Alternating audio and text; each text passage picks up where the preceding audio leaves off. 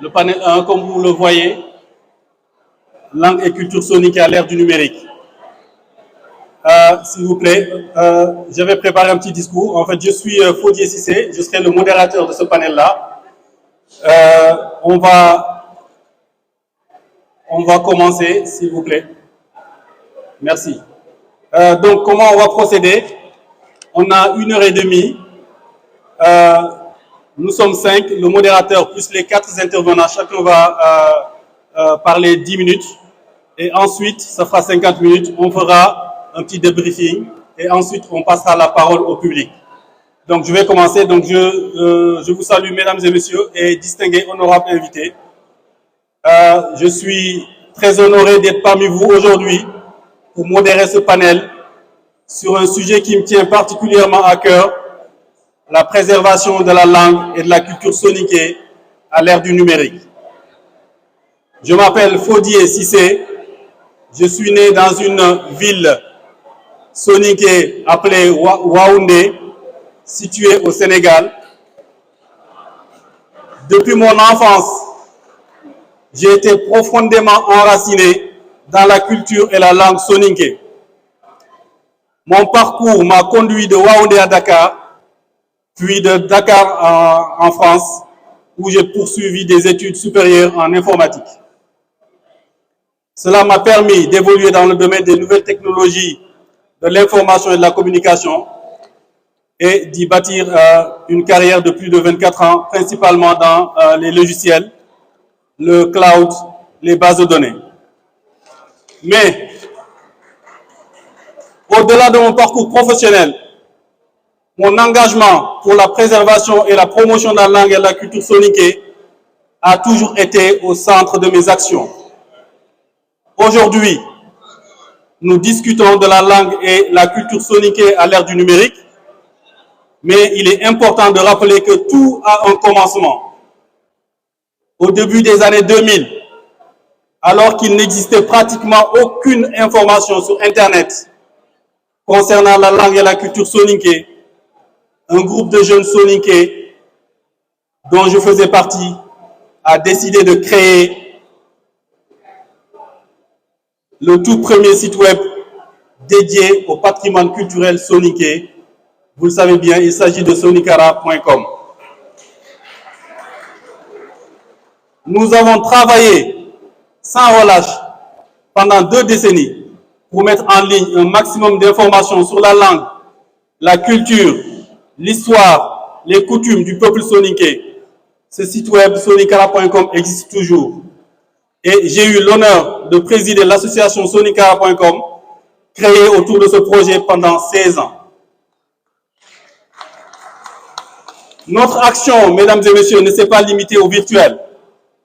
En effet, grâce à nos efforts, nous avons servi de trait d'union entre la 2e génération de jeunes soniqués nés ou ayant grandi en France et leur village d'origine, ainsi qu'avec les primo-arrivants.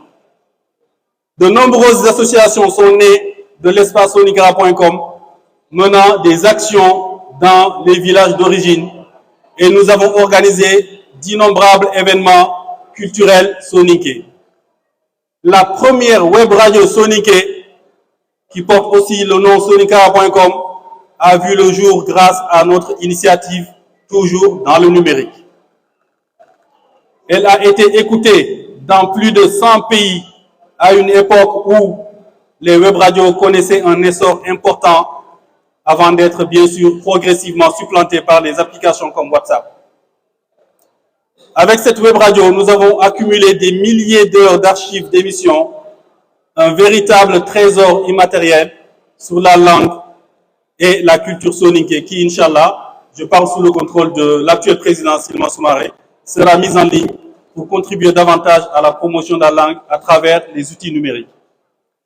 Sonikara.com a également largement, via les outils numériques, et Sonikara.com a également largement contribué via les outils numériques et continue d'ailleurs à le faire à la vulgarisation du Festival international soniqué, le FISO, en diffusant en direct chaque édition de l'événement, permettant ainsi à ceux qui ne pouvaient pas se déplacer de suivre toutes les activités en temps réel.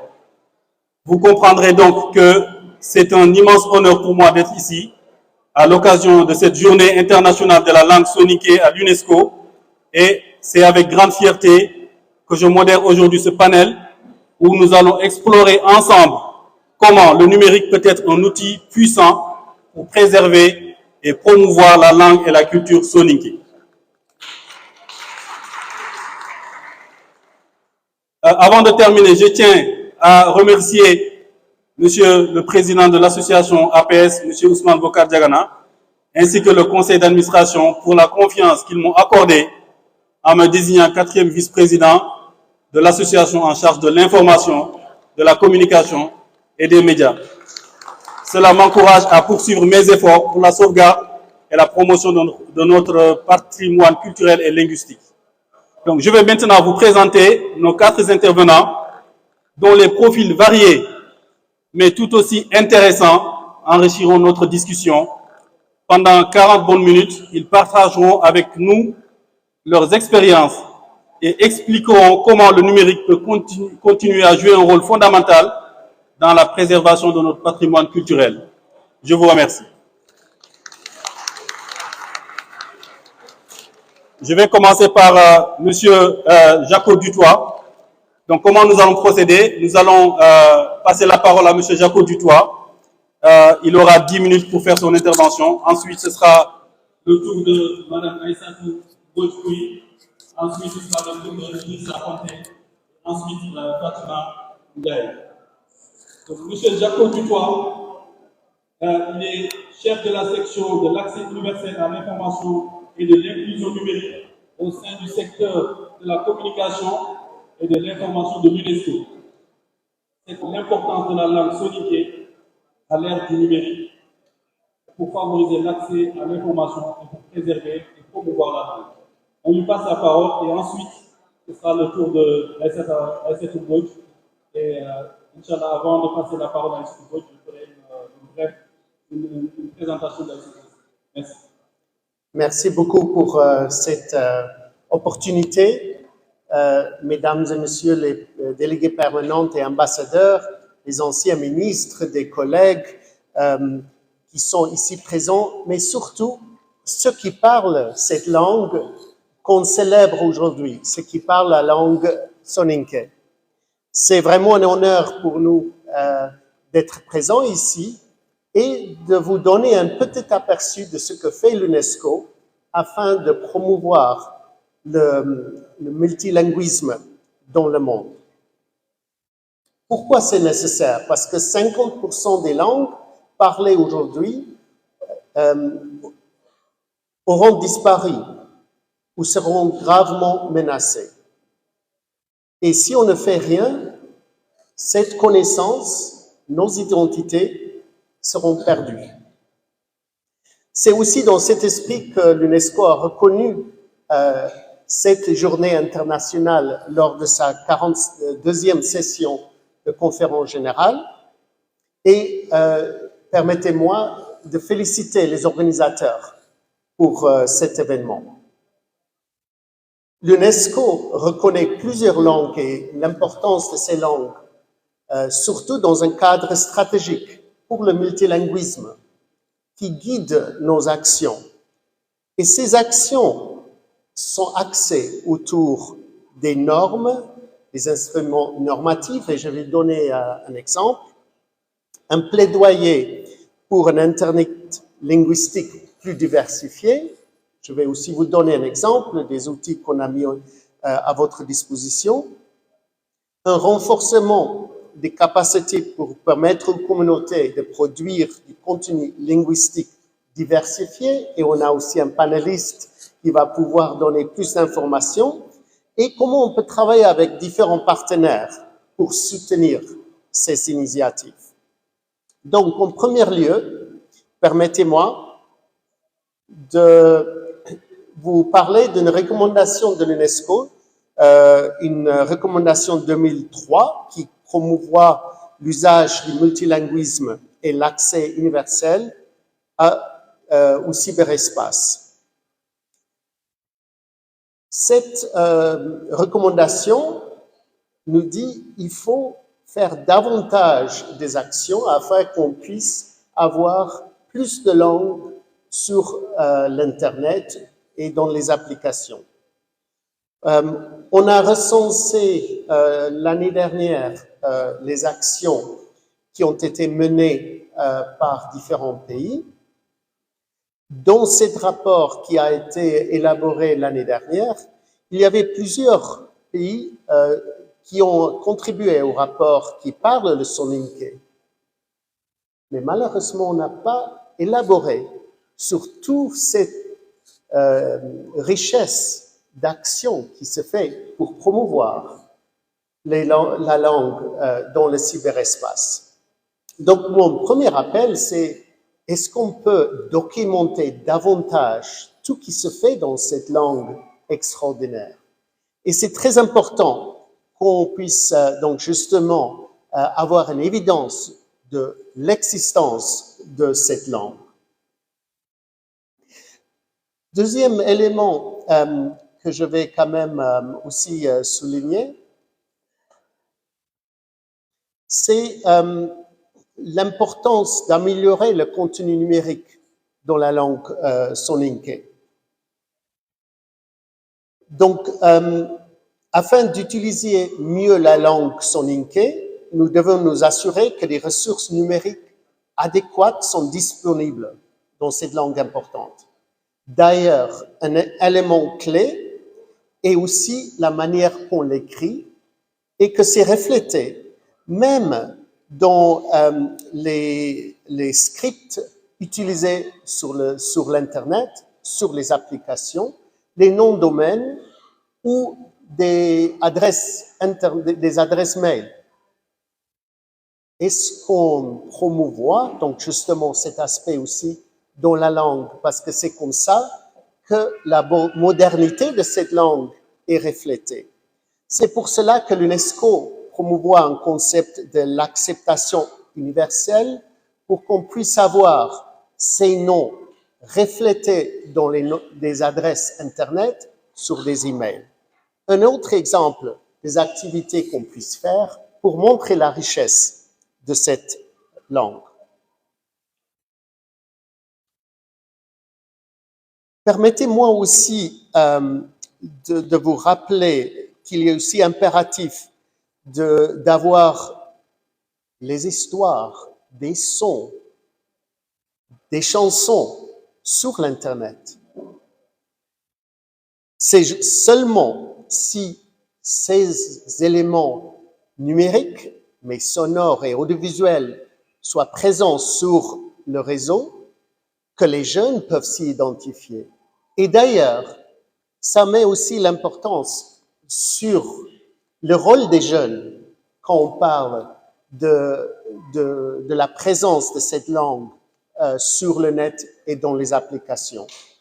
Il est très important qu'on donne le pouvoir aux jeunes pour qu'ils puissent s'exprimer, soit d'écouter les chansons, soit parce qu'ils peuvent reconnaître des adresses, des mails, des sites web, leur langue et leur identité, ou des espaces où ils peuvent aussi créer du nouveau contenu. Sur les diapos, il y a plusieurs actions que vous pouvez voir vous-même, mais je voulais souligner l'importance d'engager les jeunes. Et permettez-moi de clôturer avec l'importance des données. L'UNESCO a un atlas mondial des langues. Sur cet atlas, on documente comment des différentes langues sont utilisées, leur présence dans l'espace public, dans la création artistique et autres. On a très peu de données sur la langue soninké. Et voilà une autre action qu'on peut tous travailler ensemble pour qu'on puisse documenter et donner davantage d'informations sur la richesse, où cette langue est parlée, dans quel domaine il est parlé, et cela peut influencer aussi les politiques futur dans le développement. En conclusion, donc, pour retenir les éléments, il est important de donner le pouvoir à ceux qui parlent cette langue, le Soninké, et surtout les jeunes. Il est important d'intégrer l'enseignement, la promotion et le renforcement des capacités de la langue dans les plans de développement nationaux. Les langues font partie du processus de développement. Et finalement, je voulais vous inviter l'année prochaine, le 24 ou 26 février, on va organiser une conférence internationale sur la technologie et l'application dans les langues. Et j'espère que le Soninké puisse être présent et on puisse aussi démontrer comment le contenu et l'innovation ont été développés dans votre langue extraordinaire. Merci beaucoup.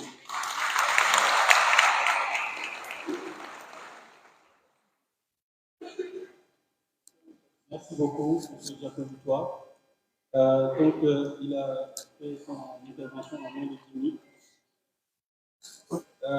Nous allons, M. Jacob Dutoit, je crois, à quelques impératifs. Vous avez une réunion, vous avez si vous voulez rester, sinon vous avez... Merci beaucoup, M. Jacob Dutoit. Donc, on va passer tout de suite la parole au deuxième intervenant. C'est une intervenante qui s'appelle Aïssatou Mbodj Pouye. Aïssatou Mbodj Pouye, elle est une chercheuse au CNRS en anthropologie depuis 2011. Elle a mené plusieurs projets de recherche au Mali et en France. Enquête sur la transformation des foyers de travailleurs migrants depuis 2017. Elle travaille dans la région de Caille et s'est intéressée à l'histoire de la radio rurale de Caille. À cette occasion, elle a démarré l'apprentissage de la langue soninké, d'abord avec M.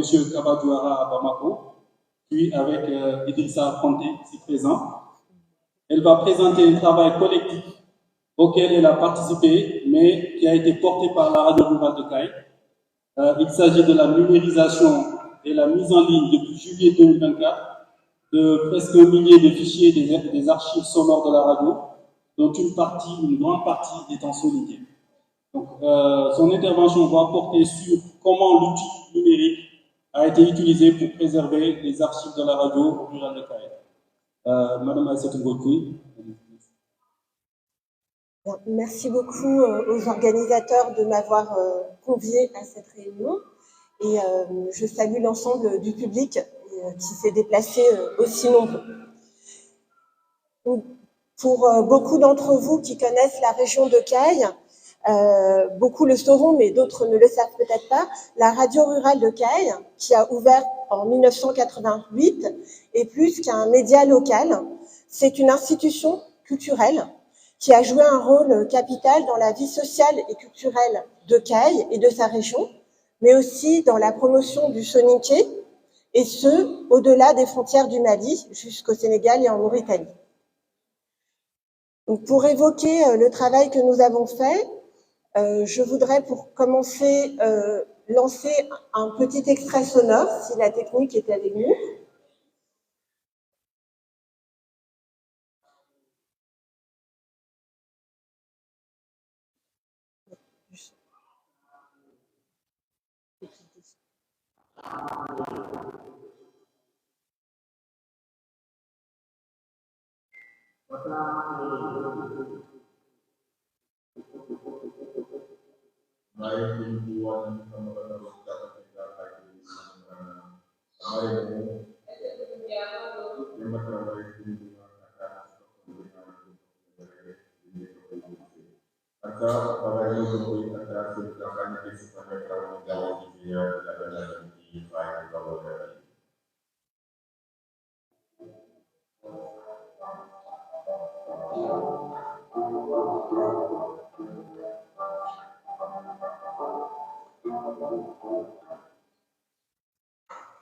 Vous avez entendu un extrait des archives sonores de la radio rurale de Caille. qui doit dater de la fin des années 80. Et certains auront peut-être reconnu la voix de feu Demba Traoré, qui a été un animateur de cette radio et qui a produit énormément d'émissions, ainsi que de Aïssatou Goundia. Donc, dans le temps qui m'est imparti, je vais donner quelques éléments sur le processus qui a amené de conserver des cassettes dans cette radio à Caille à leur mise en ligne aujourd'hui. Et puis, dans un second temps, je parlerai du contenu. Et l'orateur qui m'a précédé a évoqué l'importance d'avoir des histoires, des sons, des chansons. Et je pense que collectivement, on est nombreux à œuvrer dans cette direction d'une présence numérique du soninké et de constituer des ressources à la fois pour l'enseignement, pour la recherche, mais aussi pour le plus grand public qui peut y trouver des souvenirs, mais aussi des sources d'inspiration. Donc, je dirais 2 mots sur la manière dont je suis arrivée à la radio. Donc, Fodie Cissé a bien rappelé que je suis chercheuse. Je travaille au CNRS ici en France, sur le campus du Condorcet au Front Populaire, dans un laboratoire qui s'appelle l'Institut des mondes africains. Pendant 2 ans et demi, j'ai été basée à Bamako, au centre de recherche Point Sud, et depuis Bamako, j'ai effectué des missions de terrain à Caille. Au début, je n'avais pas l'idée de constituer une collection d'archives, mais simplement d'alimenter ma propre recherche en travaillant à la radio, en menant des entretiens avec les animateurs et les animatrices, et en m'intéressant particulièrement au travail qui a été mené à la radio dans ses débuts, où l'équipe de la radio sillonnait les villages, des cercles de Caille et de Yélimané en particulier, pour recueillir des contes, des histoires locales et d'autres matériaux. Frappés par la richesse des documents qui étaient encore conservés sur place, nous avons eu l'idée de conserver ces documents, de les préserver et de les mettre à disposition. C'est une idée qui a émergé lors de discussions avec l'équipe de la radio, en particulier le directeur, M. Maguiraga, et toute l'équipe, techniciens, animateurs, animatrices, dont certains étaient là depuis le début. Nous avons trouvé comme source de financement et d'appui un programme qui est hébergé par la bibliothèque de l'Université de Californie à Los Angeles et qui vise à constituer des collections en ligne en accès ouvert. Donc là, si vous suivez ce lien, vous pouvez accéder à 943 fichiers de la radio qui sont accompagnés de descriptions en français et en anglais. Donc l'avantage de ce programme est qu'il a permis l'acquisition d'un matériel de numérisation sur place. Donc il n'y a pas eu à déplacer les cassettes de la radio, mais elles ont pu être numérisées par les techniciens qui ont été formés par un expert en projet de numérisation, puisque ce sont des programmes qui se développent sur toute l'Afrique. En l'occurrence, l'expert qui est venu former l'équipe venait de Dakar. Il s'agit de M. Ahmed Ba, qui travaille notamment à l'EBAD à Dakar. Donc ce projet s'est déroulé en 3 phases. D'abord une numérisation donc, par les techniciens de la radio, puis une phase originale qui a consisté à retourner dans les villages d'enquête, notamment pour la collection musicale, pour demander des permissions aux personnes dont les voix sont désormais accessibles sur Internet. Cette équipe de médiateurs culturels a été pilotée par Barka Fofana, qui lui-même est animateur à la radio depuis le début. Et enfin, une phase de documentation afin qu'on puisse, quand on va sur Internet, consulter le détail de chaque élément sonore. Donc, ces 2 sous-collections, donc 493 fichiers de musique recueillis sur le terrain, principalement de la musique rassonké, soninké, et 450 émissions. Chaque élément, vous pouvez l'écouter en ligne, mais il n'est pas téléchargeable, et donc il est décrit. Et vous pouvez aussi filtrer par tri, par localité, par sujet, par langue, etc.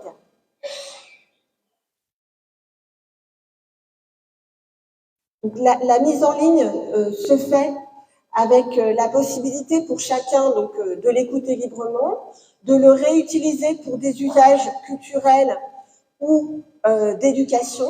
En revanche, il n'y a pas d'usage commercial prévu. Donc, c'est une licence particulière. Et donc, en cas de besoin, par exemple, si quelqu'un était inspiré par un morceau pour l'utiliser dans un film ou autre, à ce moment-là, il faut se rapprocher de l'équipe de la radio dont vous trouverez le contact sur le site.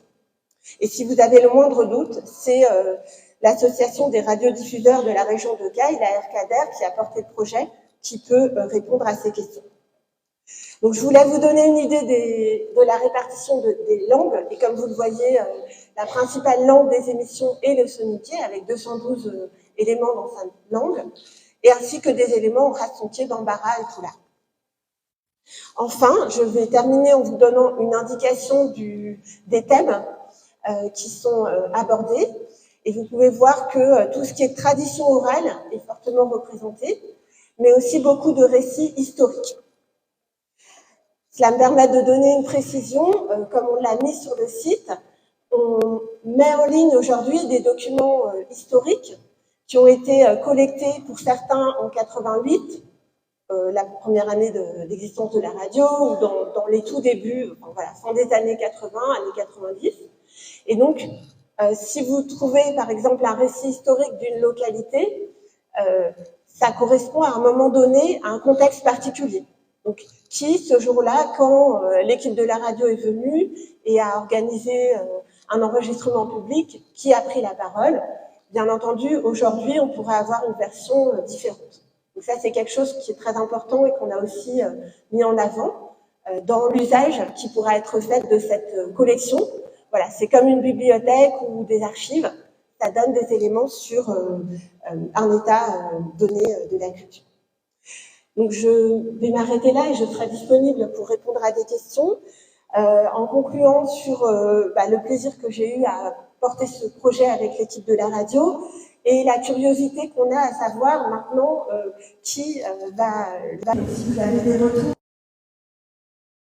J'espère aussi que ce programme va inspirer d'autres expériences du même type et que toutes les personnes qui ont des sacs plastiques avec des vieilles cassettes, etc., sachent que c'est bien de les garder parce que il y a plein de projets possibles autour de ces matériaux qui sont très riches. Merci.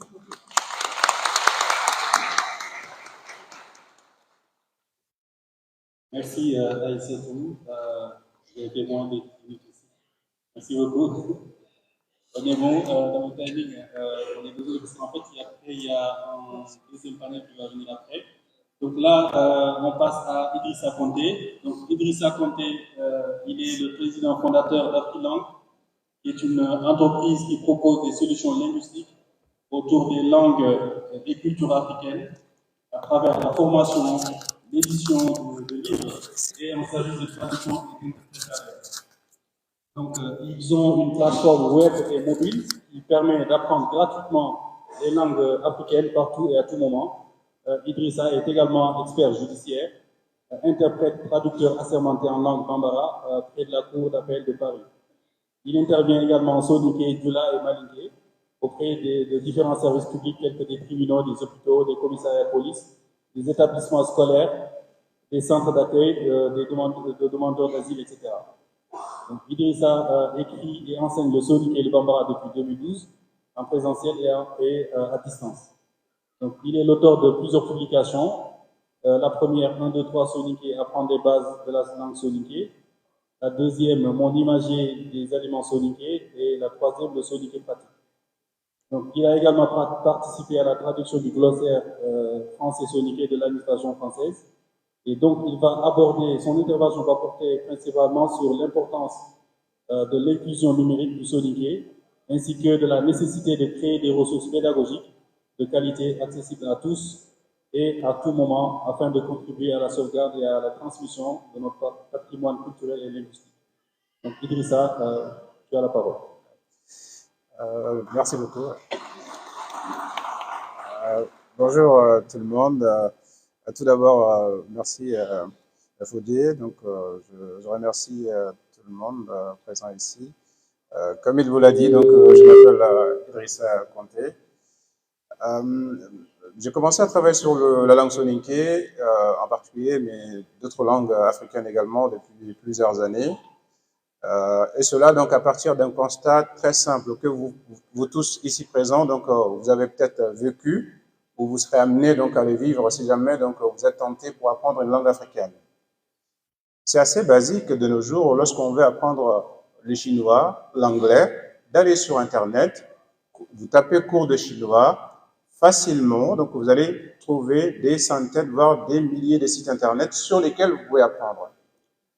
Faites l'expérience, tapez cours de Bambara en ligne, ou bien cours de Pulaar en ligne, ou cours de Soninké en ligne, vous trouverez quasiment rien. Ou bien vous ne trouverez que des bribes d'informations. Cela indique un point essentiel, c'est que nos langues fatouées n'existent pas sur Internet. Et de nos jours, une langue qui n'existe pas sur Internet, quelque part, donc voilà, c'est bien sûr l'inclusion de cette langue, mais aussi c'est l'exclusion fatouée de ce peuple.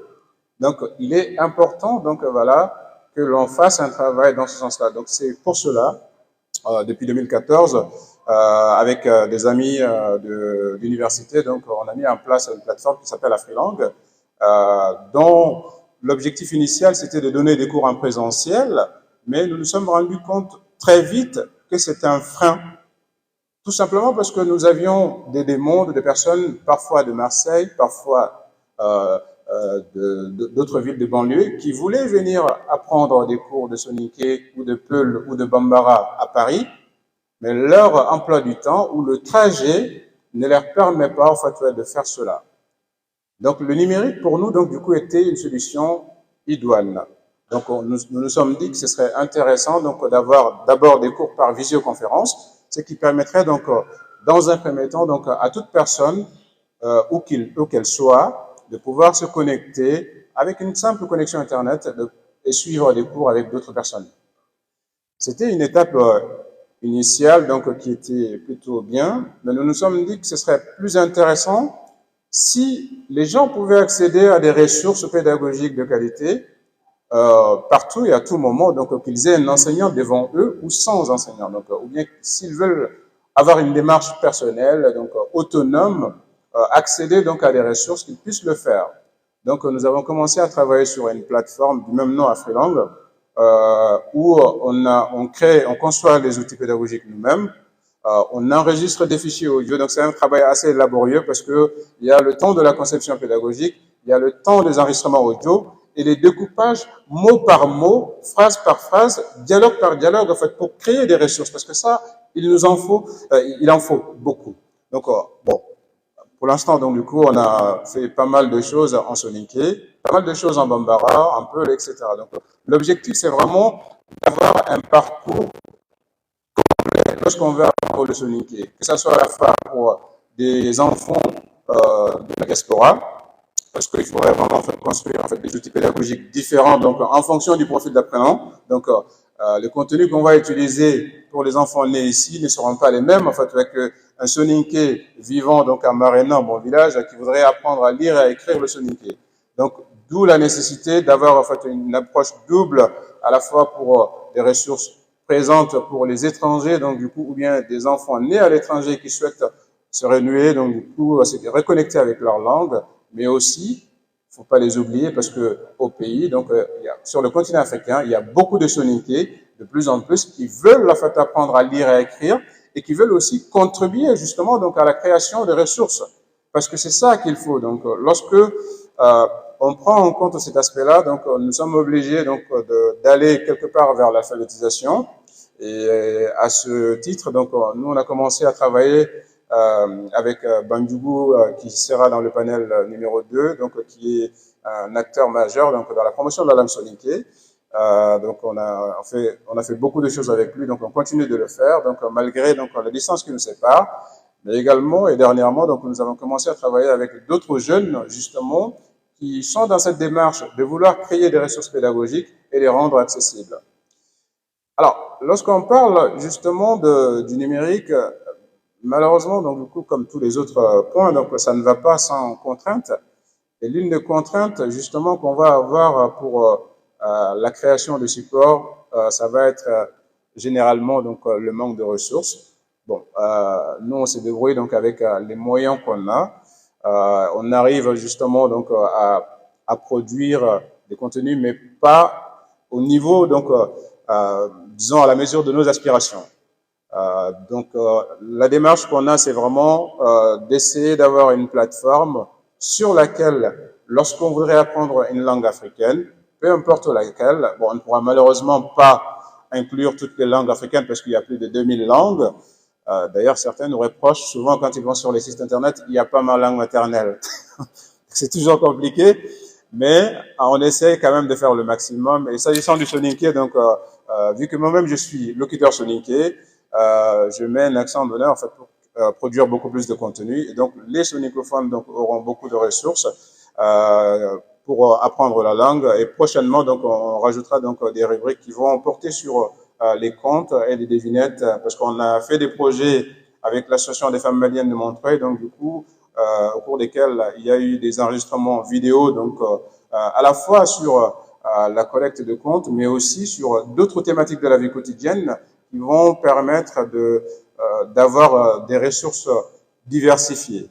Donc voilà un peu donc ce que l'on fait, et nous pensons effectivement que si l'on veut donc préserver donc nos langues, le numérique du coup est un formidable outil pour ça, et surtout ben, on doit tous aller dans ce sens-là. Donc, monsieur, tout à l'heure, donc, a parlé d'un élément donc, qui était fondamental. Il y a deux volets pour la partie numérique. Donc, du coup, c'est la création pour des ressources pour l'apprentissage de la langue. Mais le deuxième volet, en fait, sur lequel on doit tous travailler, c'est comment est-ce qu'on pourrait traduire en fait, les sites existants, donc en tout cas nos sites communautaires, donc du coup en soninké, pour que les soninké qui se connecteront à tout moment donc puissent accéder aussi. Parce que une langue, en fait, plus elle est utilisée, donc voilà, plus ce sera reconnu par les algorithmes et plus on pourra l'utiliser donc dans beaucoup d'applications. Donc chose que Faudier, donc en tant que spécialiste informatique, pourrait vous confirmer. Voilà un peu, donc je m'arrête là. Donc si vous avez des questions ultérieurement, je serai ravi de répondre à celles-ci. Voilà.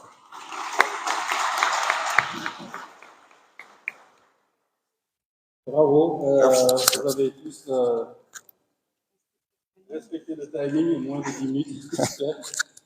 Là, on passe à la dernière intervenante qui s'appelle Fatima Ndiaye. S'appelle Fatima Ndiaye. Oui, Inch'Allah. Elle est originaire de Umboni dans le Guinimara. Donc, elle vit toujours en fait à Paris, et elle c'est dit une slasheuse. Je n'ai pas compris c'est quoi le slash. J'expliquerai. Donc, en fait, elle est directrice financière d'un groupe chinois à Paris, dans l'industrie de la mode. Elle évolue dans la finance depuis une vingtaine d'années en France et à l'international, dans différentes industries comme le oil and gas et le génie civil, mais plus particulièrement dans l'industrie du luxe. Elle est également architecte d'intérieur. Son studio se nomme Katagana. Katagana. Katagana. Voilà. Bon, c'est écrit Katagana, mais c'est Katagana. Donc, en parallèle, elle est également membre actif de l'association Win-Win, dont l'engagement et la justice sociale et climatique. Dans l'engagement et la justice climatique et sociale, donc il plante des arbres et il participe aussi au projet de la Grande Muraille Verte de l'Afrique. Par ailleurs, elle est créatrice de contenu en soninké, notamment avec la page Sumpudohati sur Instagram et la page Takokri sur TikTok. Mais également, elle fait des podcasts avec l'équipe des Grincheux, des vidéocasts aussi, pour l'émission Convergence sur la chaîne RMI Info. Donc, elle va aborder des points clés qu'elle va aborder. Donc, c'est comment elle va commencer déjà à répondre à un besoin et une envie d'en apprendre davantage sur sa culture d'origine et transmettre cet héritage à ses enfants. Dans son domaine d'intervention va porter sur la création de contenu en soninké sur les plateformes digitales comme Instagram et TikTok, et sur l'importance de faire partie du paysage digital au même titre que les autres langues. Merci. Merci. Bonjour à tous. Salam alaikum, Marimu. En, en soninké, on ne dit pas, le chemin a été long quand même. Hein? Non, on dit, Kilenglato olato. Aware ne debenya.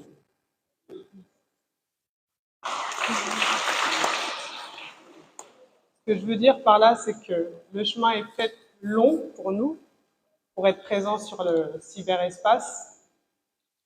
Mais on y arrive. En tout cas, on est au début, on est au démarrage. Donc, je m'appelle Fatima Ndiaye, je suis franco-mauritanienne. Je viens de Ouloumbeni Kenyania, donc de la Mauritanie. Je suis née, j'ai grandi ici à Paris et j'ai découvert ma langue avec mes parents. Parce qu'à la maison, la langue qui était parlée, c'était le soninké.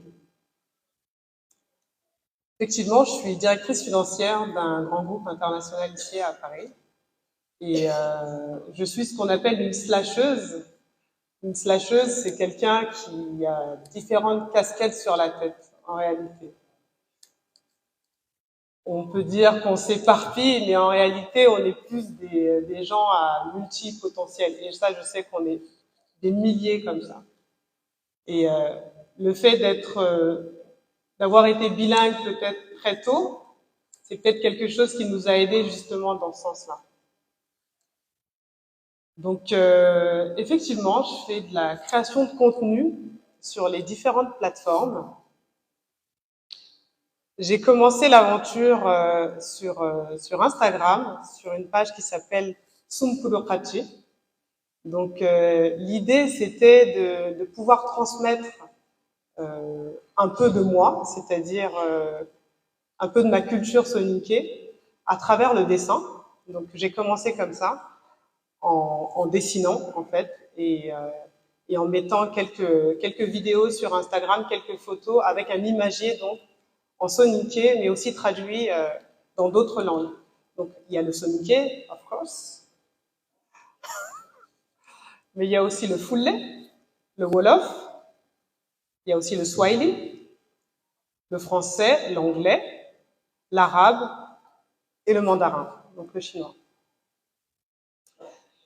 Au début, je me cachais un petit peu derrière ma page Instagram, je ne me montrais pas. C'est vrai que ça a duré pendant 2-3 ans où on ne voyait que mes dessins et bien sûr ma voix qu'on entendait parce que je m'efforçais quand même de prononcer les mots et de donner du vocabulaire à ces dessins.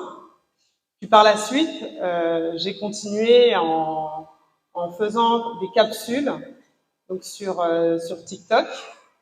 Donc des capsules, c'est des courtes vidéos dans lesquelles j'essaye d'appâter les gens vers notre culture, ou en tout cas de vulgariser ou de rendre accessible la langue soninké à travers l'humour, à travers les soninkankalo. Donc on a énormément de proverbes, on est une langue tellement imagée, je me disais, c'est quand même dommage qu'on n'en profite que nous et qu'on puisse pas faire partager ça au plus grand nombre. Donc voilà pourquoi j'ai commencé cette création de contenu en soninké. Au début, on était 3, mes sœurs et moi, et aujourd'hui, on est, machallah, presque 13 000 sur TikTok. Donc merci à vous, parce que c'est aussi grâce à vous finalement que je me retrouve là à vous parler de ce contenu que je réalise pour nous, par nous et pour nous. Vraiment, je voudrais insister sur le fait de l'importance en fait d'être présent sur le cyberespace, parce que l'ONU disait que toutes les 2 semaines, une langue disparaissait. Donc, effectivement, on est plus de 3 millions de locuteurs soninké à travers le monde. J'ai demandé à ChatGPT, il me dit 5 millions. Je ne sais pas pour vous, mais je ne sais pas si vous avez déjà essayé d'avoir une conversation sur ChatGPT en soninké. C'est pas possible. C'est pas possible, en fait. Il va te répondre dans une autre langue, en essayant de te convaincre qu'il est en train de te parler en soninké. Et donc, tu lui répètes, non, ce n'est pas du soninké, il va te ressortir une autre langue en te faisant croire que c'est du soninké. Et le problème, c'est qu'il y a un vide sidéral de nos langues sur le cyberespace. Il y a une vraie fracture numérique de nos langues sur le cyberespace. Et ça, c'est un problème parce que moi, effectivement, je suis déjà une version hybride d'une soninké, hein. Je vais pas me mentir, hein. Je suis française, je suis soninké, oui, mais je suis quand même très française aussi. Et par rapport à mes parents, j'ai déjà beaucoup moins, on va dire, de ressources, en tout cas de vocabulaire même, de ma langue. Et que dire de nos enfants? Alors oui, on fait l'effort, en tout cas pour ma part, dès la maternité, je leur ai parlé soninké. Ils comprennent pas, ils se débrouillent. Une soninké kakon et donc, merci. Donc, l'importance d'avoir du contenu sur le cyberespace va permettre justement de parler d'algorithmes. Plus on aura de contenu, plus il y aura de matière à pouvoir développer cette langue sur le cyberespace.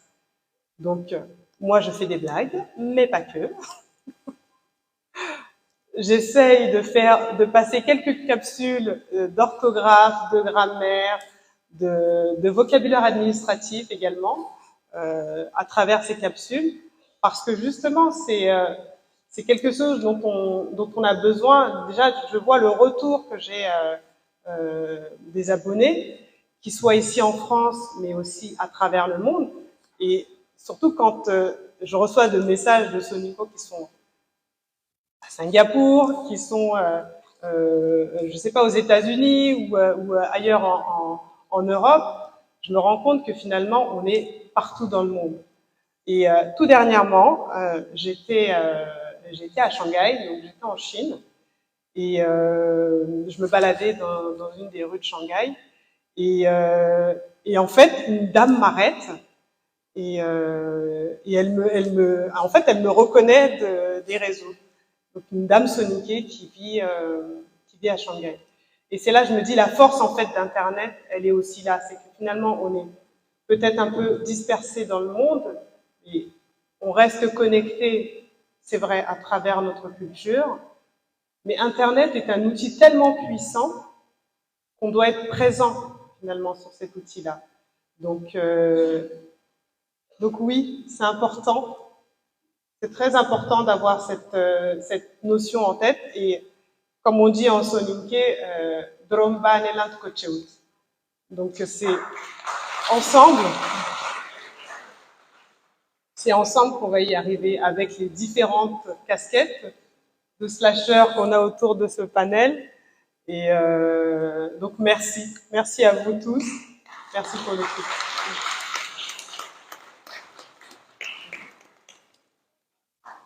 Merci beaucoup. Je remercie tous les intervenants. M. Jacob Dutoit est parti parce qu'il a une réunion. On a demandé de terminer ce panel à 16h30, mais quand même, on va essayer de passer la parole à 2-3 personnes dans le public. Mais j'aimerais juste, avant de passer la parole au public, tout ce qui a été dit, c'est très intéressant. Un petit résumé de 2 minutes, maxi 2 minutes. M. Jacob Dutoit, son intervention était très intéressante. Il nous a parlé d'une chose aussi qui est, je pense, j'en parlais avec le président, M. Ousmane Bokar Diagana, de l'Atlas mondial des langues. Et effectivement, il a dit qu'il y a très peu de données sur la langue soninké. L'UNESCO dispose d'un atlas qu'ils appellent Atlas mondial des langues. Et il faudrait qu'on aille dans cet outil-là pour intégrer des données sur le soninké, parce que cela peut influencer les politiques. Donc c'est très important ce qu'il a dit. Et il a aussi parlé de la nécessité d'intégrer l'enseignement des langues nationales dans les politiques nationales. Donc je parle des pays comme, excusez-moi, comme le Sénégal, le Mali, etc.